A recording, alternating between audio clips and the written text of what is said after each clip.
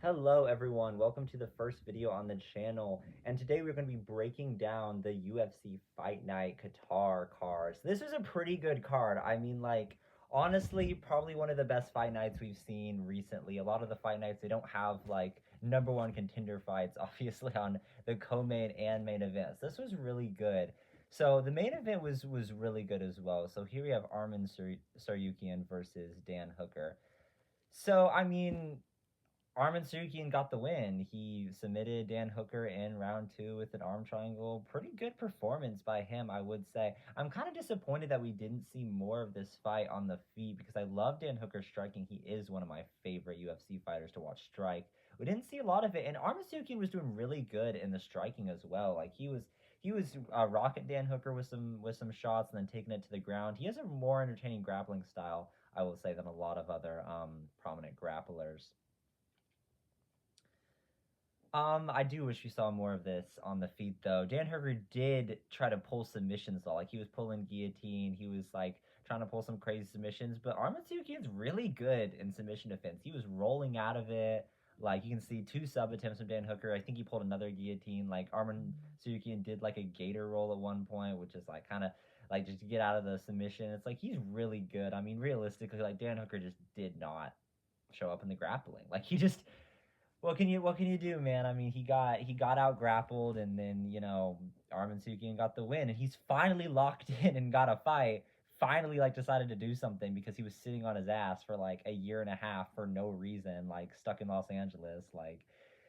He finally decided to lock in, and now I think you gotta do him versus Ilya. Lightweight was a mess for so long. There were so many contenders that you didn't know what we were gonna do with them next. But I think obviously what you got to do is Max versus Charles for the next number one contender fight, and then Gaethje versus Patty, and then in the meantime, Arman versus Ilya. We are not gonna have Ilya go up and fight Islam. No, you're not going to welterweight. Stay down here, fight Arman because before it would be okay if he did that. It would be okay if they did the Ilya versus Islam fight because when all the contenders were just sitting on their ass not doing anything. But Arman finally decided to go and get a win and let the top seven. So just he has to get the title shot. I mean, I don't know how we do against Ilya. I mean, I feel like Ilya still has that power and good enough grappling to defend from Arman Tsarukyan's grappling. But I don't know. It's a pretty close fight. I'd favor Ilya to win, but you don't really know with those types of fights. That could be pretty interesting, and I definitely want to see that before we see Ilya versus Islam. Because if Ilya goes out there and he freaking slimes that Arman Tsarukyan in one punch, then Arman Tsarukyan has a pretty similar style to Islam Makhachev. So if he goes out there and just starches them immediately in the first round like he did to Oliveira, I'd probably rate him to beat Islam Makhachev at lightweight. Welterweight, different story. Don't think Ilya should go up there, and Islam's probably going to try to force him up there. But that's Islam's way of ducking, kind of a little duck. But yeah, good win for Arman Tsarukyan. Pretty entertaining grappling, got the win. Dan Hooker just doesn't have the grappling for it. Bilal Muhammad versus Ian Machado Gary. I love this one because a lot of people hate on Ian Gary, but I will say he is one of my favorite fighters just because he's so unintentionally funny with the shit that he does. He always will try to promote a fight. He's not just boring with the way he promotes fights. A lot of people hate on him for his antics, when he was trying to frame Neil Magny as a child abuser, put put Jeff Neal's mugshot on a shirt. That's just I love that from Ian Gary because it's just him fucking with people for the sake of it. He just does shit. I love Ian Gary. He's always trying to promote a fight. He always does whatever he can. He's so good in terms of the rankings. He has a lot of rank wins. I mean, he beat Neil Magny, and Neil Magny is on a 2-5 win streak right now. Though Neil Magny's only losses has been to Protez, Morales, and Gary recently. So, and those are three of the top contenders right now. So pretty decent win. I mean, he beat Jeff Neal, kind of underwhelming decision. He beat MVP using high fight IQ, and then he beat the crap out of Protez for 3.5 rounds. And he again, MVP and Protez both have one loss in the UFC. Everyone else, they have dominated everyone else. Literally dominated every single other person they fought in the UFC. The only person that's beaten them is Ian Gary. He's just that good. How good is Ian Gary? Every time Protez gets a win, it's how good is Ian Gary? Every time MVP gets a win, it's like, how good is Ian Gary? You know, like he beat both their asses. Crazy how he didn't get knocked out from Protest, because Protest genuinely has the touch of death. You know, like every single person this dude touches dies. He killed Neil Magny. He killed the Leech.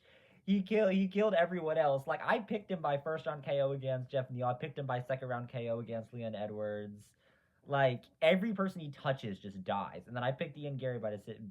I don't think I picked him by decision, but I did pick him to beat College Protest just because I knew Ian Gary would be able to handle it, because he took those huge shots from MVP, you know, and then he went out there and then like literally didn't get hit for 90% of the fight, and then as soon as he started getting hit, he like almost died, which is kind of crazy because that's just how good Protez is, and for Ian to be able to beat his ass for 3.5 rounds of that fight is just how good is Ian Gary. So he just went out there, beat the shit out of Bilal.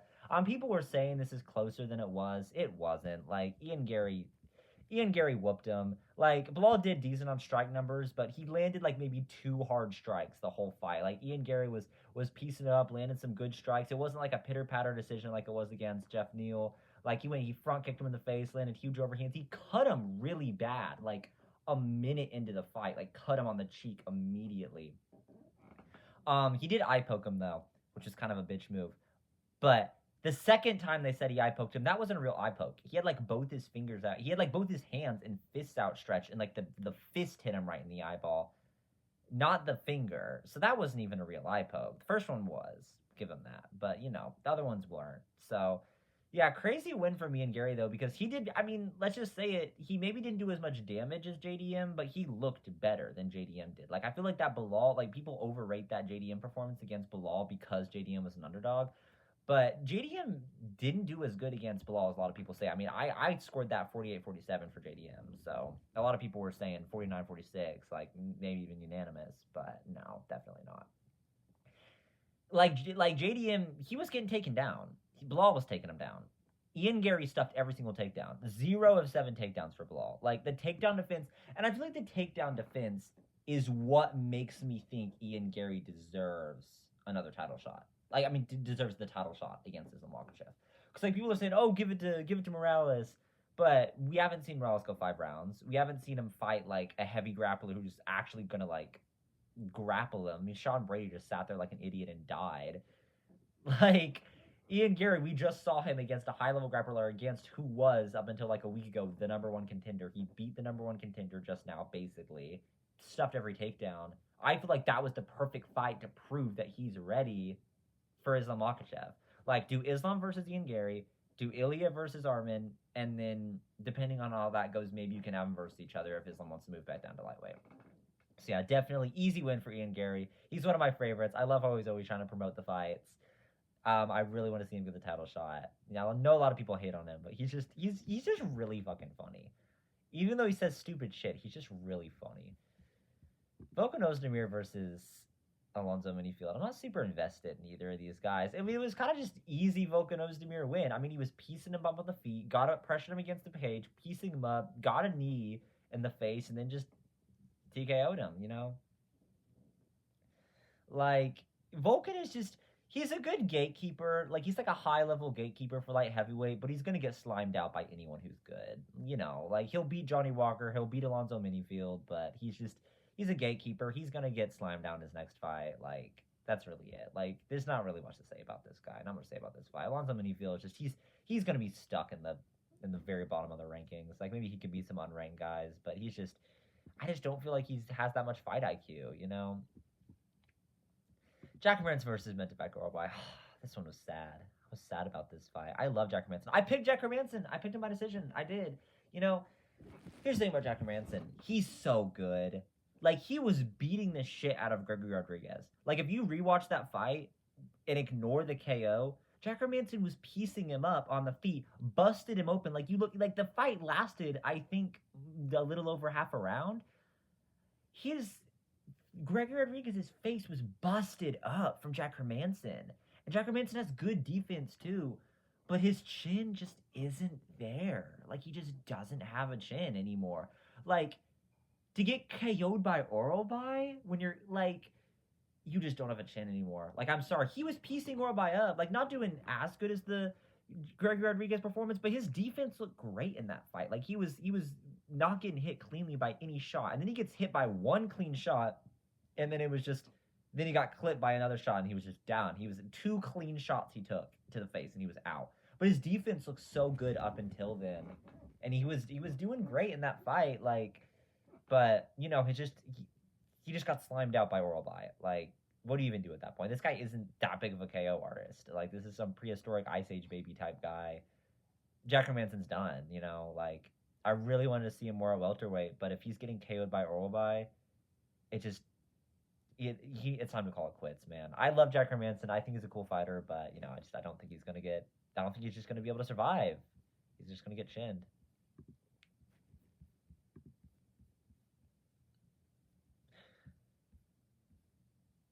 Waldo Cortez Acosta versus Shamil Gaziev.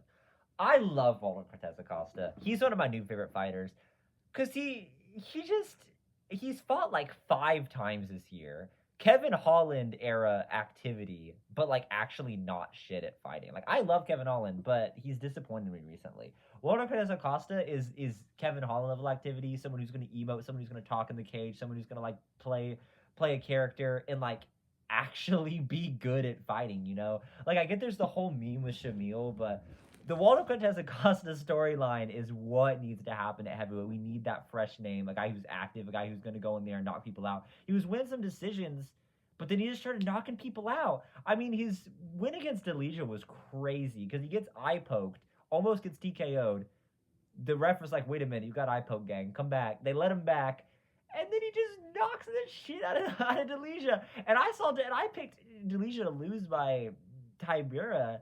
And then he beat the shit out of Tarbura, and I'm like, oh. And then I picked Delija against Acosta because I was like, yeah, he just freaking slimed out Martin Tybura, who's actually good. And then he did great against Acosta. I mean, he was beating him up, but then like had to hit that crafty Tom Aspinall eye poke. he saw Zero Gain poke his teammate, and he's like, I want to try that. And then he did it, and then Waldo like. He activated rage mode and just beat the shit out of him after that. He's like, no, you don't get to poke mine, get away with it. No, I love it. Great win. Like, stepping up on short notice. Dude walked up on 48 hours notice, flew across the world for this, and knocked out a ranked contender. Like, crazy work by Acosta. Like, he's just that good. He's genuinely that good. He can beat all these unranked guys. I'd probably do him versus Volkov. Maybe him versus Curtis Blades would be a good fight, but I don't know if you can give him a title shot off that. It would probably be better to put him in a position to give him a title shot because after the rematch between Tom Aspinall and Cyril Gain, you kind of have to do Volkov for the title shot.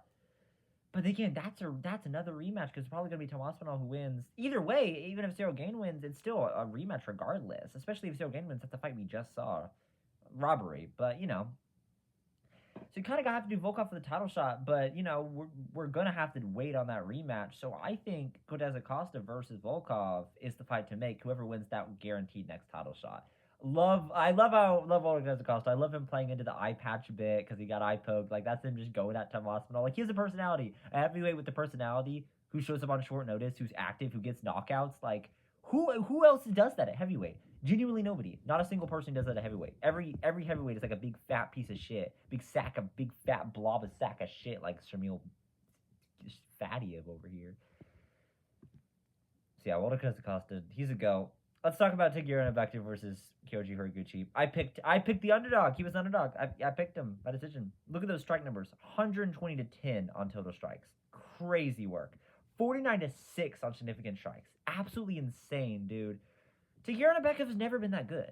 He's one of the Dagestani groups. He's part of the Dagestani group. He gets hyped because of that. He gets hyped because of the whole Makachev shit, but he's never been that good. He's a Tim Elliott victim. Like, Kyoji Horiguchi just beat the shit out of him. Like, genuinely. Like, he's a go. How good is Demetrius Johnson? Like, people always shit on DJs, like, say, oh, who did he beat? It's like, okay, well, here's a ranked contender, like, in the now that he just beat. Same thing with Tim Elliott. It's like, Tim Elliott beat Asakura, who was Pantoja's title defense, and Demetrius Johnson beat Tim Elliott. And then here we go, Horiguchi going up here beating a flyweight of today, Tagir, and then Demetrius Johnson beat him. So it's like, how good is Demetrius Johnson? Like, it's making his wins age better, But yeah, no, really good from Horiguchi. I mean, he mixes the martial arts really well, going from the striking to the grappling to the wrestling to the submission. Like, really good for him. He's really fun to watch. Tagir's never been that good. Kyoji could go in a title run. I mean, I would probably do him versus either the loser of Moreno versus Tyra or Roval versus Cap, and then give him a title shot after that. I mean, depending on who wins, because if Pantoja beats Van, it's like, who else are you going to give the title shot? I mean, I guess Tetsuya Taira if he beats Moreno. And then maybe do Moreno versus Horiguchi after that. Really want to see Manel Cap get a title shot. Ideally, what I want to see in flyweight, Van beats Pantoja, Manel Cap beats Royval. They do Cap versus Van, because, oh my god, that would be such a good striking fight, Cap versus Van. That's my ideal flyweight. Like, I love Manel Cap. He's so cool. Like, personality. Loved his fight against Bruno Silva. He just was, like, unlocked a Super Saiyan mode during that freaking fight, dude. It's one of my favorite fights of all time. And then Joshua Van versus Brandon Royval, one of the best flyweight fights of all time, too. Love to see that. Do Horiguchi versus one of the losers of that fight. Hopefully get him in the title picture, especially if Pantoja wins, because you need a fresh name in there. Like, I mean, hey, he's good. Like, he could do some damage. Maybe not beat Pantoja, but, you know, he could just look better than some of the other title defenses. So, yeah, good for him. Next fight, Bogdan versus Luke Riley. This one upsets me. I picked Bogdan as an underdog by first round KO, and he almost got it. He was piecing Luke Riley up at one point. I think he had him against the fence at one point, just bashing him in the top of the head. But no, Luke Riley, he locked the fuck in and just knocked him out in the second. Good from Luke Riley. I mean, it's good to have someone in there who got that, like, that storyline with, like, the whole Paddy Pimblett teammate thing. But I feel bad for Bogdan. I picked him as an underdog, and he almost got the win. But unfortunately, just couldn't pull it off. I mean, that's the story of the night with a lot of my underdog picks. Almost got the win, then couldn't do it. Couldn't pull it off. But yeah, no, good for Luke Riley. Good for Luke Riley. Don't really have too much to say about that fight. Nicholas Dalby versus Ismagiev. I mean, I can't really entirely say fraud check. Because what was Nicholas Dalby doing in this fight? He's usually a guy who's going to go out there and scrap. And, like, I get it. He just got knocked out. But then why did you just turn into freaking Neil Magny and just clinch this dude up against the fence for 3 rounds? I mean, I guess that's not what he was doing the whole time. But, like, 26-20 on significant strikes. Like, and there's with the total strike discrepancy. You were just clinching him up against the fence. And for some reason, this freaking Ismagiev dude just gassed out from being up against the fence. Nicholas Dalby was doing his weird breathing shit, so I guess he never gasses out from that. Ismagiev just gassed out. He was like huffing and puffing like the big bad wolf over here from being held up against the fence. Like, what are you tired from, little bro? Like, lock in, you know? So I wouldn't necessarily say fraud. I mean, I would say fraud check, because how did you get beaten by this guy just holding up against the fence for the whole fight? I mean, I get they struck. They had some striking exchanges. Like, Ismagiev, I think, took him down at one point. Yeah, he got some takedowns on him. But I think Stabi reversed at one point. I think finished a round on top, and then was just holding him against the fence for a lot. I mean, this isn't show control time up here. But, you know, weird fight strategy by Dalby, but I did pick him as an underdog.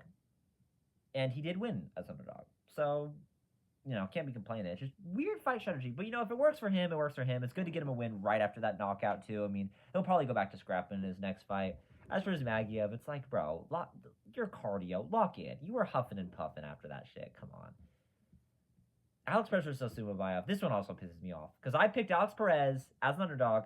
Because I was like, Alex Perez was beating the shit out of Tatsuro Taira until he, like, twisted his knee in half or whatever the fuck happened in that fight. And I was like, he's actually pretty good. He's underrated. And then he went out there. First round was relatively close, but I gave it to Alex Perez. But I can understand an argument the other way. But it was relatively close round. Second round, he was figuring out Asuma Bayev. He was piecing him up. Like, he was doing great in that fight. Let's look at the stats, actually, for this.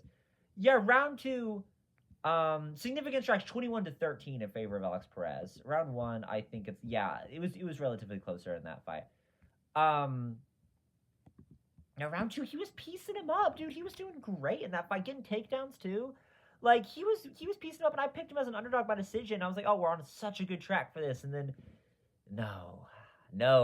Freaking Asuma Bayev pulls not a flying guillotine, but a standing guillotine where Alex Perez is standing, and he just wraps him up. I guess Alex Perez picks him up. Asuma Bayev just wraps him up.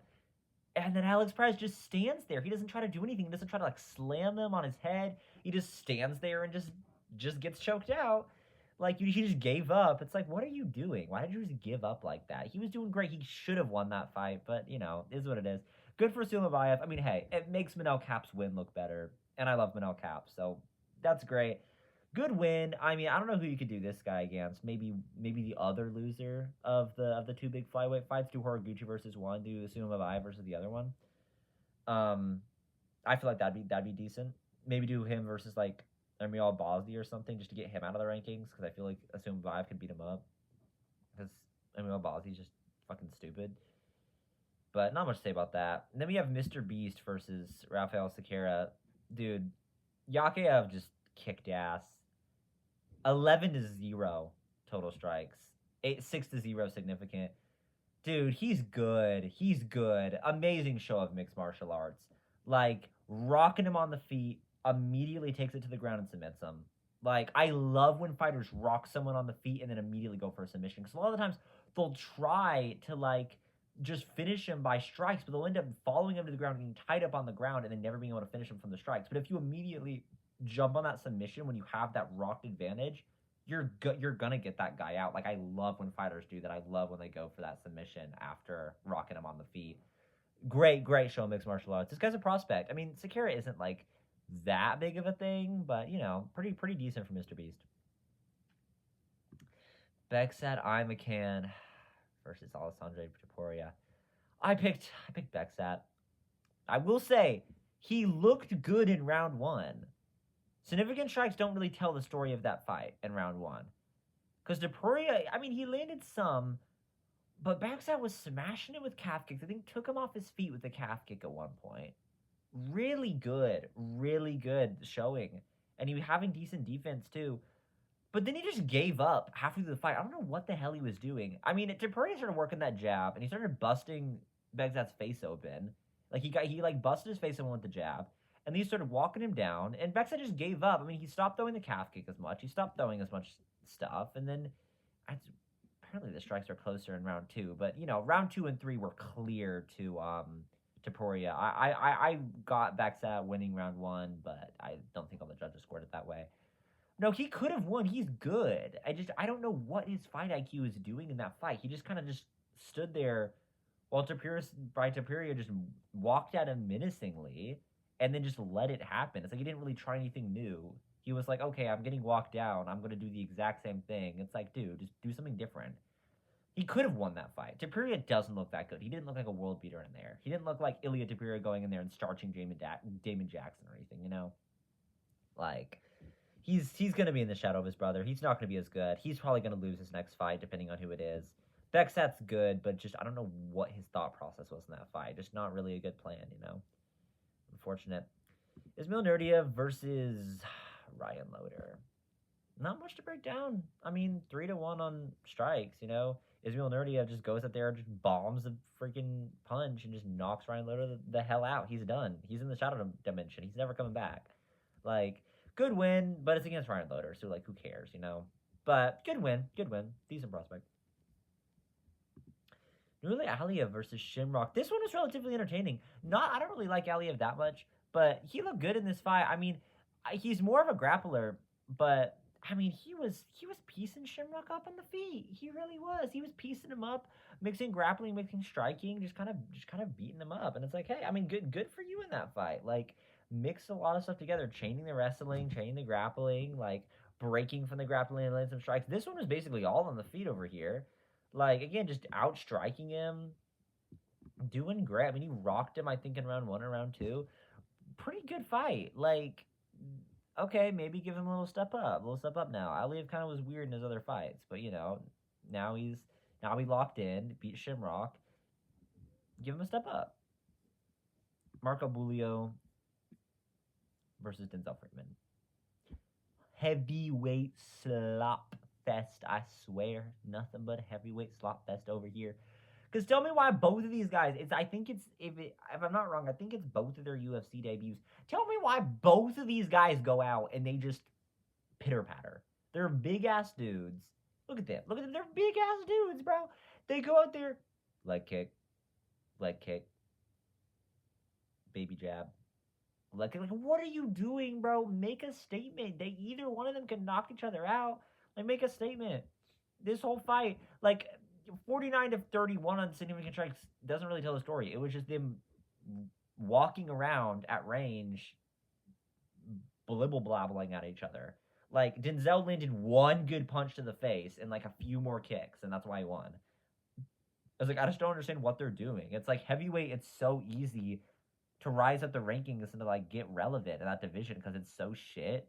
It's like you could go out there and you could starch this dude and lock in, and you decide to run around like an idiot. Not really running around, just walk around pitter pattering. Like both of them. Like cut both of them honestly, because how are you going to go out there in a UFC debut and just not do shit? Like just not like literally not do anything the whole fight. Like this significant strike does not tell the story of the fight. They genuinely didn't do shit for like 15 minutes. Kind of diabolical by them. But yeah, great fight night overall. Give Arman the title shot against Ilya. Give Ian the title shot against Islam. And give who are we matching these guys up with? Volkanuz Namir from Dominic Reyes, I guess. Minifield, I don't really know. Hermanson, retire, unfortunately. Cortez Acosta, give him Volkov. Shamil Gaziev. I would love to see Shamil Gaziev versus Derek Lewis. That'd be a great fight. I just want to see Shamil get chinned again by my boy Derek Lewis. I love Derek Lewis. I just want to see Derek Lewis fucking chin this guy out cold. Because he's such a meme, but he's such like a dumb, ugly, fat piece of shit. And there's nothing interesting about him. He's just a meme because of the fact that he died of cardiac arrest against Rosenstrike. Like, I just want to see Derek Lewis just bomb this guy out, bro. That'd be a great fight. Tagir Alimbekov, what do you even do with him? Give him, I don't know, Charles Johnson if they haven't fought already. It's a fly in my room. Horiguchi, give him the loser of one of Tatsuro Taira or Moreno or Cat versus Royval, and then Asuma Bayev, give him the other loser. Luke Riley, not good enough for ranked opponent. I don't really know what to give him. Dalby, same thing. And Alessandro Topuria. Who are we giving Alessandro Topuria? I don't know. I don't really know a good unranked fight for him. Maybe give him Sean Woodson. That'd be pretty funny. No, Sean Woodson's a featherweight. Never mind. I killed the fly, by the way. Let me show this on screen. Look at that. Look at that. Look at that fucker. Look at that fucker. He dead as hell. Look at that. I KO'd the fly, guys. And then for the last fight, me versus the fly. Brilliant performance by me. One significant strike, one and done. They call me Jorge Masvidal. Okay, I'm done. But yeah, great fight overall. Welcome to the channel. Not really welcome to the channel. I have videos, but, you know, first time doing something like this. I'll try to do more of these. I have fun yapping about the fights. So, yeah, we're going to do more of these. Comment if you like it, I guess. All right. See you guys. Bye-bye.